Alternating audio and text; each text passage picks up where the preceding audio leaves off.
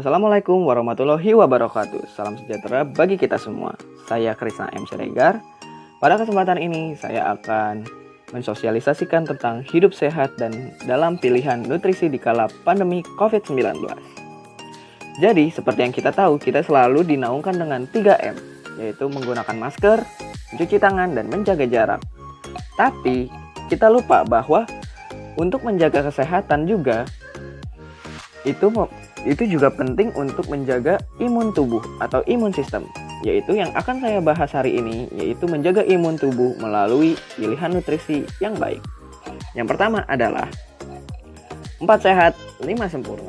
Secara mendasar, makanan 4 sehat dan 5 sempurna harus mengandung karbohidrat, protein, lemak, vitamin, dan mineral. Semua nutrisi ini diperlukan agar tubuh tetap sehat dan terpenuhi kebutuhan gizinya.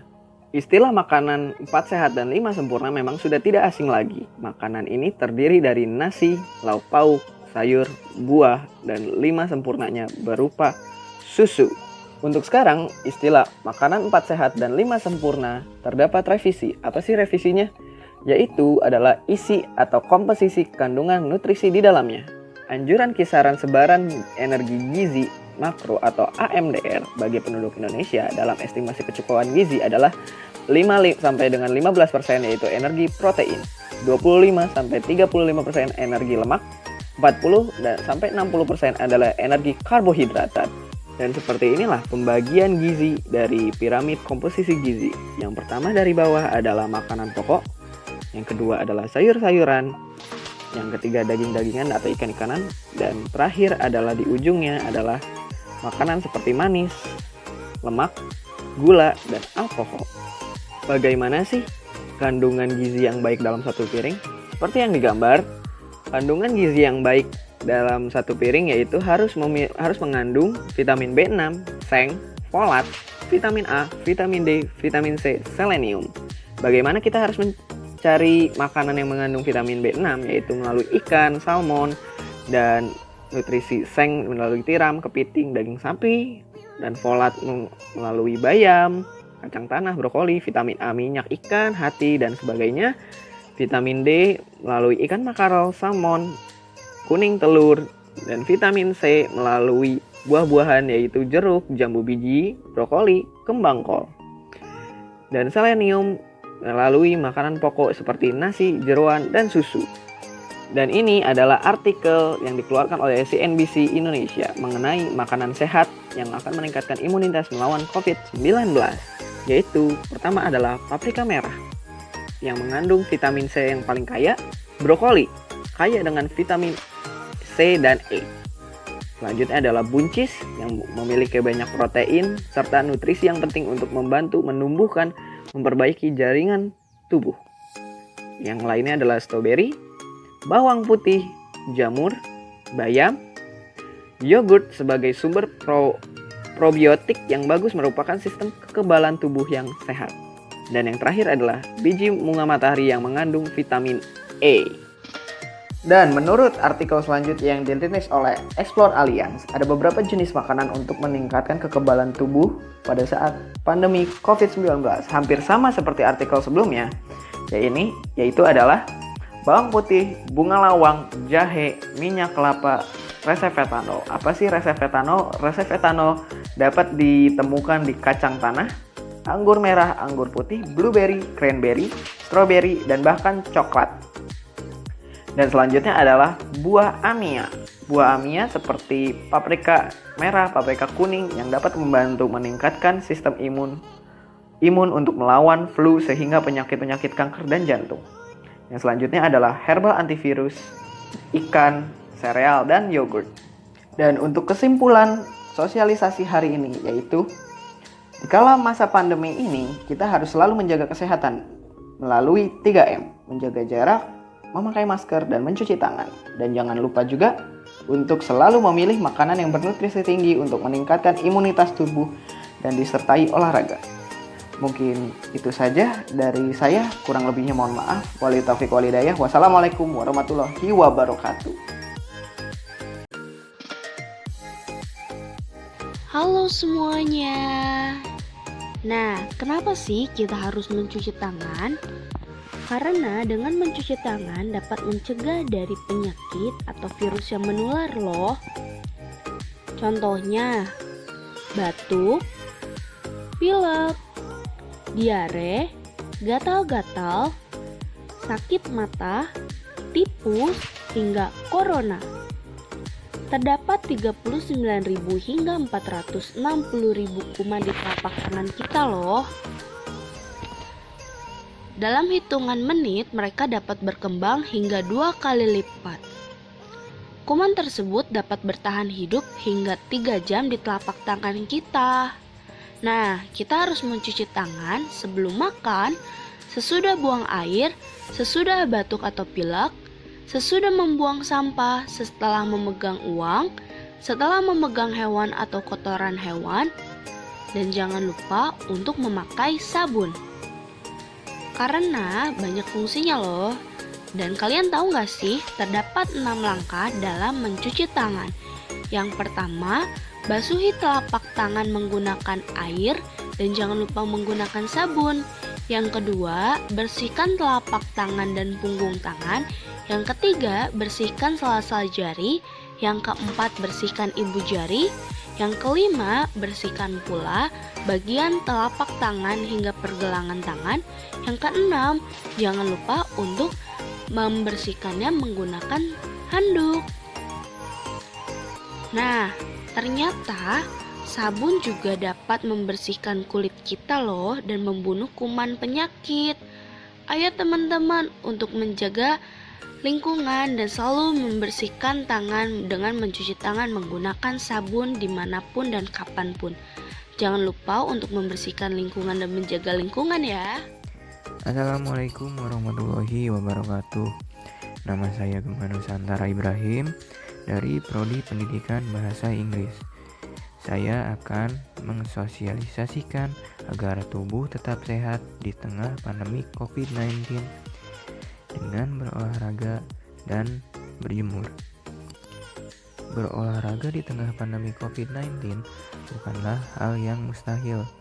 Bahkan hal itu sangat direkomendasikan oleh WHO agar tubuh kita tetap sehat dan bugar serta meningkatkan sistem kekebalan tubuh kita.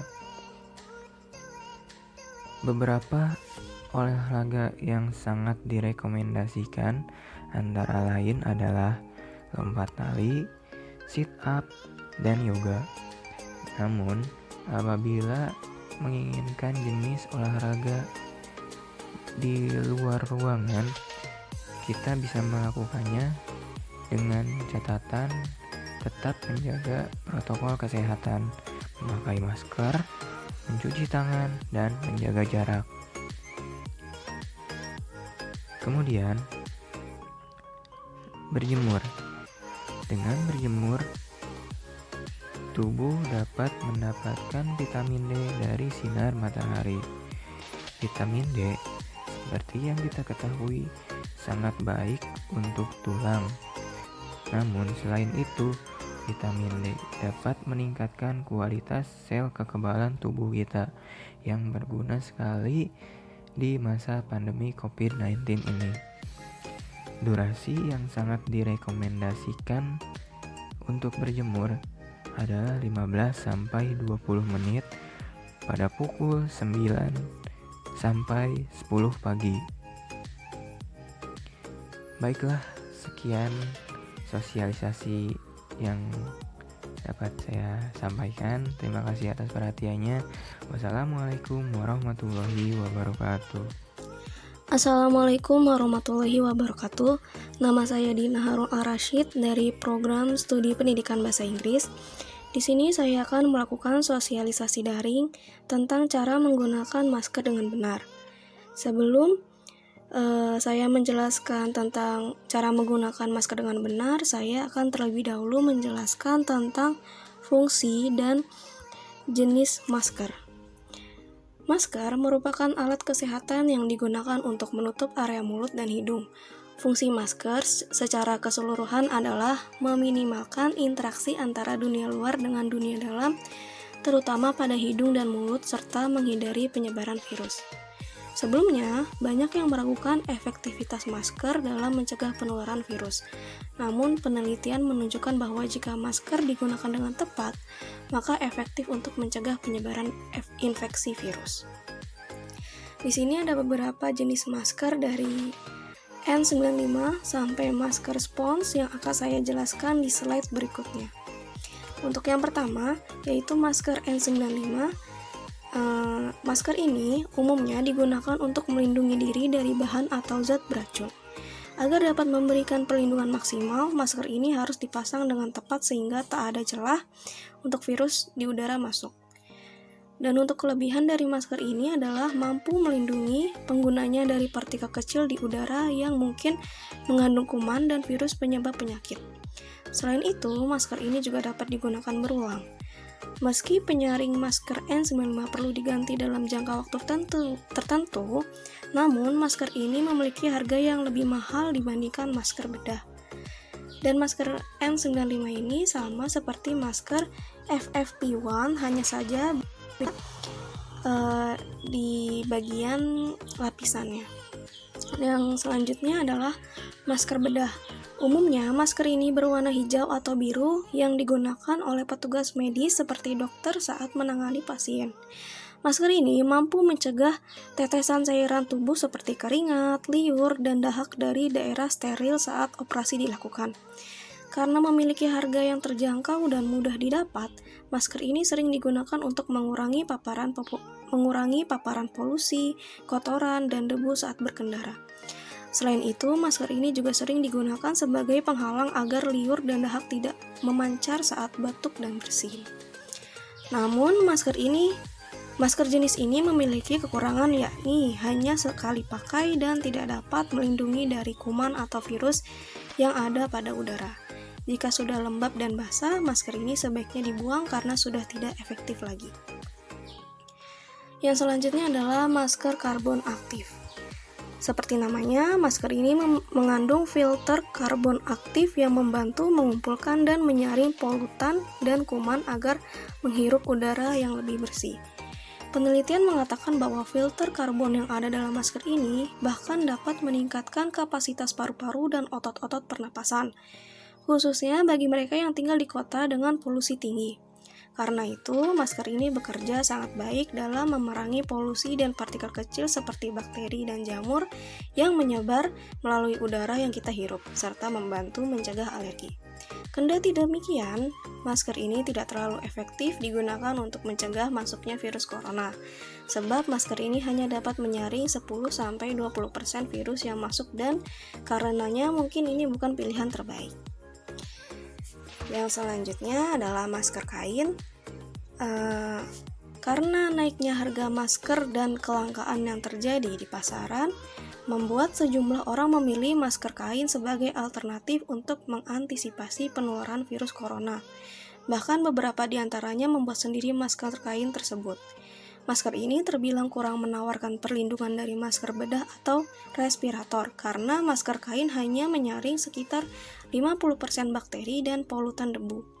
Belum diketahui apakah masker ini efektif terhadap pencegahan virus corona, dan sejumlah ahli masih menelitinya. Namun, bagaimanapun, Pusat Pengendalian dan Pencegahan Penyakit menyarankan agar setiap orang tetap menjaga area wajah mereka di tengah pandemi ini. Selanjutnya, masker spons. Jika kalian familiar dengan masker dengan tipe seperti ini, dan kalau Anda suka dengan K-pop idol, ini adalah masker yang sering dipakai oleh mereka, dan biasanya digunakan untuk menyamar. Tidak sedikit orang yang menjual masker berbahan spons seperti ini di tengah adanya wabah corona ini. Tapi, masker ini tidak didesain untuk menangkal virus, tetapi hanya untuk fashion. Dan masker ini tidak mampu melindungi diri kita dari virus maupun debu. Hanya mampu menahan bakteri maupun polen sebanyak 5%. Dan ini adalah cara-cara memakai masker yang benar. Sebelum memakai masker, alangkah baiknya kita cuci tangan dengan sabun dan air atau pembersih tangan antiseptik sebelum menyentuh masker. Lalu, Buka masker dari kemasan, pastikan tidak ada lubang atau robekan pada tiap sisi masker. Permukaan masker yang berwarna umumnya menandakan bagian depan masker, sedangkan bagian putihnya adalah yang menempel bagian wajah. Lalu bagian yang berwarna memiliki tekstur yang lebih kasar sehingga dapat mengiritasi kulit jika digunakan pada bagian dalam. Jika kedua sisi berwarna putih, maka gunakan bagian yang kasar untuk sisi luar. Perhatikan lipatan pada masker. Gunakan masker dengan lipatan ke bawah dan tekuk bagian kawat sesuai lekuk hidung agar tidak ada celah partikel dan virus yang masuk. Kemudian pastikan tali pengait terpasang kencang dan menutup bagian hidung, mulut, dan dagu. Kenakan masker dalam jarak sekitar 2 meter sebelum mendekati orang yang sedang sakit. Dan coba untuk tidak lagi memegang masker yang saat Anda sudah Anda pakai. Dan sebisa mungkin buang di tempat sampah ketika Anda selesai menggunakan masker tersebut, kemudian cuci tangan dengan sabun. Dan penjelasan yang terakhir adalah beberapa kesalahan umum cara memakai masker. Yang pertama, ketika masker tidak menutup area dagu. Hindari menggunakan masker yang hanya menjangkau hidung dan mulut tapi bagian dagu belum tertutup sempurna. Kemudian memakai masker melorot di bawah hidung dan hanya melindungi bagian mulut. Hal ini juga harus dihindari karena bagian hidung tidak tertutup secara sempurna. Kemudian kesalahan berikutnya adalah masker terlalu longgar. Kita harus pastikan masker cukup rapat sehingga kuman tidak bisa masuk dari segala arah termasuk area samping. Kesalahan yang selanjutnya adalah masker sudah menutup dagu tapi bagian atasnya hanya tercantol di ujung hidung.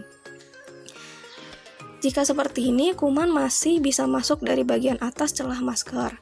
Lalu, kesalahan selanjutnya adalah masker melorot di bawah hidung dan hanya melindungi bagian mulut. Ini juga perlu dihindari saat menggunakan masker karena tidak menutup bagian hidung dengan sempurna.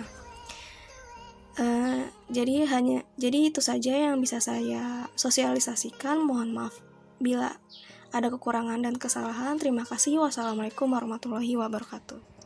Assalamualaikum warahmatullahi wabarakatuh. Perkenalkan, nama saya Ilham Prakoso. Saya mahasiswa Universitas Singapura Bangsa Karawang, Prodi S1 Pendidikan Bahasa Inggris. Pada kesempatan kali ini, saya akan menjelaskan cara membuat disinfektan sendiri dari bahan-bahan sederhana. Sebelum memasuki tahapan bagaimana cara membuat disinfektan sederhananya, saya akan menjelaskan sedikit apa itu disinfektan. Disinfektan adalah cairan pembersih yang umumnya dibuat dari hidrogen peroksida, kreoside atau alkohol yang bertujuan untuk membunuh bakteri, virus, kuman, dan mikroorganisme berbahaya lainnya yang terdapat pada ruangan atau permukaan benda mati. Bahan-bahan yang bisa digunakan untuk membuat disinfektan sederhana yaitu yang pertama ada bleaching atau cairan pemutih, yang kedua ada karbol, yang ketiga ada pembersih lantai, dan yang terakhir ada alkohol 70% dan hidrogen peroksida. Selanjutnya, di sini terdapat 18 merek produk yang bisa dipakai untuk meracik disinfektan menurut Lembaga Ilmu Pengetahuan Indonesia atau LIPI. Yang pertama itu ada Aquatabs Multipurpose, By Clean Lemon, By Clean Regular, BB Kamar Mandi, dan lain sebagainya. Dan perlu diperhatikan komposisi dalam mencampur produk-produk yang terdapat di atas berbeda-beda. Silakan baca artikel untuk lebih jelasnya. Di sini terdapat cara membuat cairan disinfektan dari produk rumah tangga. Lembaga Ilmu Pengetahuan Indonesia atau LIPI merilis daftar sementara bahan aktif dan produk rumah tangga untuk disinfektan virus corona penyebab COVID-19. Peneliti Loka Penelitian Teknologi Bersih LIPI, Chandra Risdian, mengungkapkan banyak produk rumah tangga yang mengandung konsentrasi bahan aktif yang sesuai untuk disinfeksi. Untuk nama-nama produknya yang sudah saya berikan tadi, terdapat 18 produk dan setiap produk terdapat bahan-bahan yang berbeda dan juga cara pengencerannya yang berbeda-beda juga. Namun di sini sudah terdapat tabel cara pengencerannya untuk setiap 1 liter air. Bisa kita lihat, Baiklin Lemon yang terdapat bahan aktif sodium hipoklorit 5,25%. Cara pengencerannya itu untuk 1 liter air diperlukan 20 ml cairan Baiklin Lemon untuk menjadi 1 liter cairan disinfektan. Bisa kita lihat di sini terdapat 18 produk yang bisa dibuat untuk membuat disinfektan. Hal-hal yang perlu diperhatikan saat menggunakan disinfektan, yang pertama yaitu periksa label dan gunakan sesuai instruksi. Yang kedua, hindari kontak dengan mata dan kulit saat menangani produk pembersih dan menjauhkan dari jangkauan anak-anak. Yang ketiga, jangan mencampur produk pembersih yang berbeda dan gunakan di tempat yang berventilasi baik. Bahan-bahan yang dibutuhkan untuk membuat cairan disinfektan menggunakan karbol supersol. Yang pertama, 30-50 ml cairan supersol untuk membuat 1 liter cairan disinfektan. Untuk cara membuatnya, yang pertama, tuangkan cairan pemutih atau cairan karbol secara hati-hati ke dalam botol kaca terlebih dahulu. Selanjutnya, tambahkan air dan aduk hingga tercampur dengan merata. Setelah itu, jika sudah, tutup botol kaca dengan rapat, lalu kocok secara perlahan agar cairan pemutih dan cairan karbol dapat tercampur sempurna dengan air. Dan yang terakhir, apabila larutan cairan pemutih atau karbol sudah tercampur sempurna, Anda bisa membagikan larutan cairan tersebut ke dalam botol semprot yang lebih kecil agar mudah digunakan. Seperti itu. Selanjutnya, tips membuat cairan disinfektan. Perlu kita perhatikan bahwa pastikan melakukan langkah-langkah di atas di ruangan dengan ventilasi yang baik, atau idealnya dengan ruangan berjendela terbuka. Pasalnya, cairan pemutih dengan tingkat konsentrasi yang tinggi dapat mengeluarkan uap beracun sehingga tidak boleh digunakan di ruangan yang kecil dan tertutup. Jika ada cairan pemutih yang menyentuh bagian kulit, segera lap dengan kain lembab atau bersihkan dengan air yang mengalir. Terima kasih.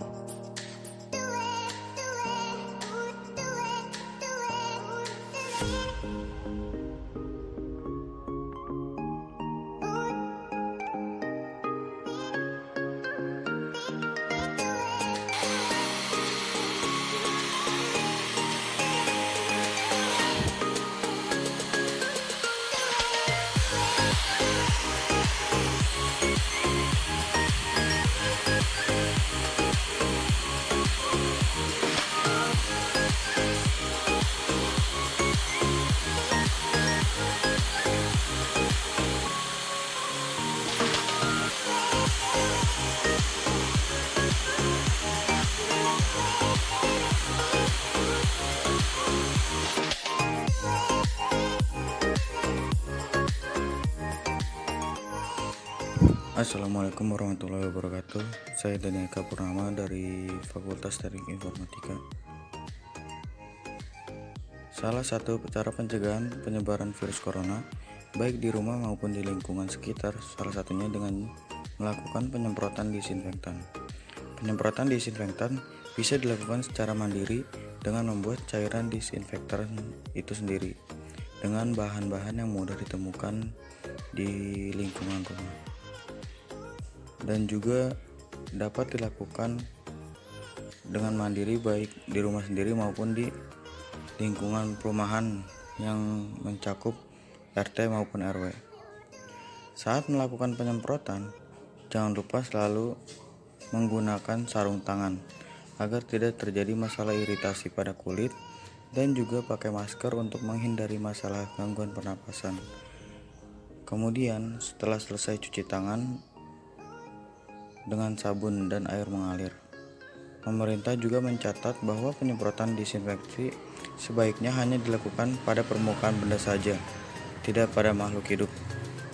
Hal ini disebabkan penyemprotan alkohol atau klorin pada tubuh seseorang tidak akan membunuh virus yang sudah masuk ke dalam tubuh, dan justru membahayakan jika terkena pakaian atau selaput lendir seperti mata dan mulut, seperti yang sudah disarankan oleh WHO juga.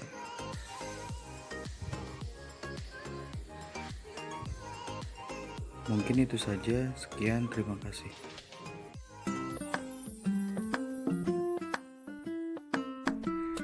Beberapa waktu ini, kita dihebohkan dengan adanya virus corona.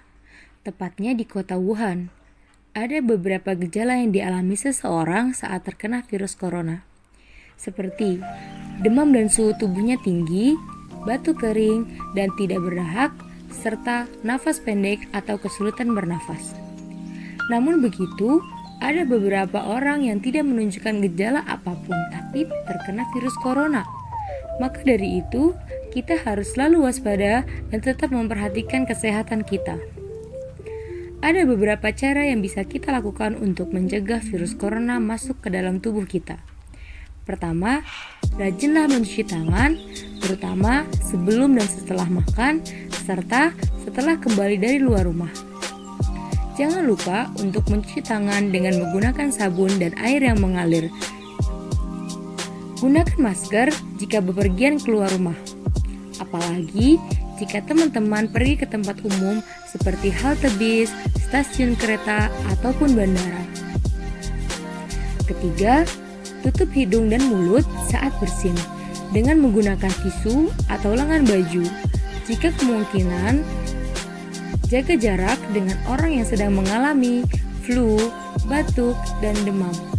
Kelima, selalu makan makanan yang sehat atau 4 sehat 5 sempurna, terutama telur dan daging yang dimasak sampai matang. Coronavirus ini bisa menyebar lewat hewan yang tidak dimasak dengan baik. Dengan melakukan hal-hal tadi, kemungkinan kita terkena virus corona menjadi kecil. Sekaligus kita bisa menjaga kesehatan kita dan orang-orang di sekitar kita. Patuhi protokol kesehatan agar kita selalu terjaga dan tidak terkena virus corona.